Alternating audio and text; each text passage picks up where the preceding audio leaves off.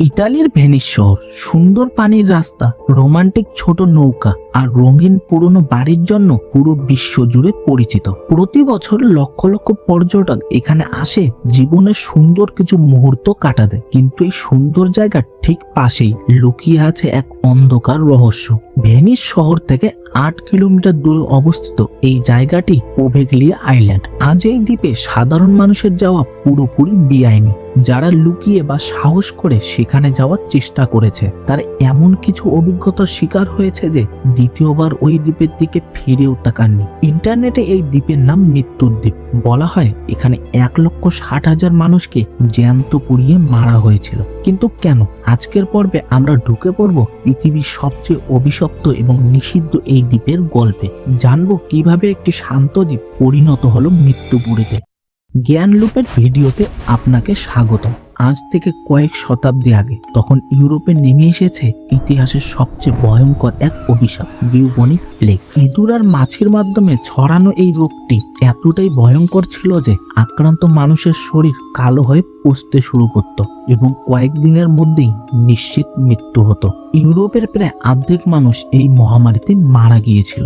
Venice ছিল তখন একটি বড় ব্যবসার শহর। বিশ্বের বিভিন্ন জায়গা থেকে জাহাজ আসতো এখানে, আর সেই জাহাজের সাথেই ভেনিসে ঢুকে পড়ে এই ভয়ঙ্কর প্লেগ। ভেনিসের সরকার বুঝতে পেরেছিল এই রোগ যদি শহরে ছড়াতে থাকে তবে কেউ বাঁচবে না। তাই তারা একটি কঠিন সিদ্ধান্ত নেয়। ভেনিস থেকে দূরে অবস্থিত পোভেগলিয়া আইল্যান্ডে তারা রোগীদের পাঠাতো। শহরে যার শরীরে প্লেগের সামান্য লক্ষণ দেখা যেত তাকেই জোর করে পরিবার থেকে আলাদা করে নৌকোয় তুলে পাঠিয়ে দেওয়া হতো এই দ্বীপে।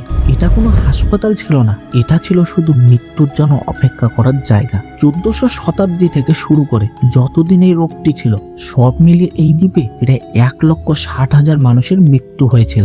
যখন দ্বীপে লাশের সংখ্যা বাড়তে শুরু করে এবং কবর দেওয়ার মতো আর জায়গা ছিল না, তখন লাশগুলো একটি বড় গর্তে ফেলে একসাথে আগুন জ্বালিয়ে দেওয়া হতো। তবে 1,60,000 মানুষকে একদিনে জ্যান্ত পোড়ানো হয়নি, বরং এটি হলো ওই দ্বীপের প্লেগে মারা যাওয়া মোট মানুষের আনুমানিক সংখ্যা।